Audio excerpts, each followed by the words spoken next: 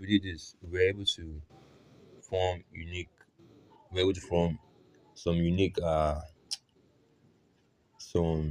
situations that only as an adult can a person look back and see that and see what exactly was happening there. But one that I especially want to highlight is uh, brooms, and proofs. So think about this now. When people marry and have children and all that stuff, when men marry and have children and all that stuff, in ancient societies, for example, why men did this was to pass on their legacies, like to pass on their wealth and to gain some sense of immortality, just as other animals do, I guess.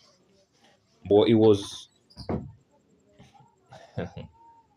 but in human society, it's kind of, at least in the present day, if that history is kind of not denied but like forgotten. The history that women were basically seen and treated as properties, and that they were not really allowed to do much, and they were basically just like um they were basically like a means to an end for men. But as children of, like, let's say, I don't know, 9, 10, 12, like very, very young boys, even though we were not told this, we understood this subconsciously. And that reflected in our little imaginary world, T-Soccer, where they were like doctors, lawyers, and all that stuff.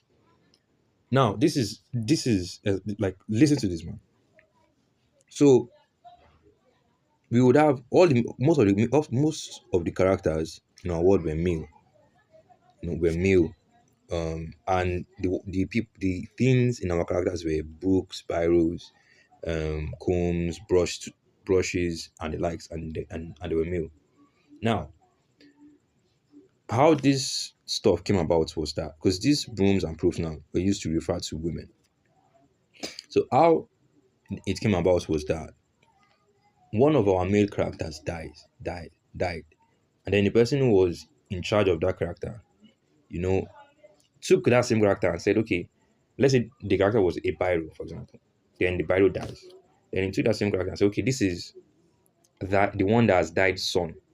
It's the same biro, but it's like this is the one that has died son. Just to continue, just to continue on that, to act as though nothing happened.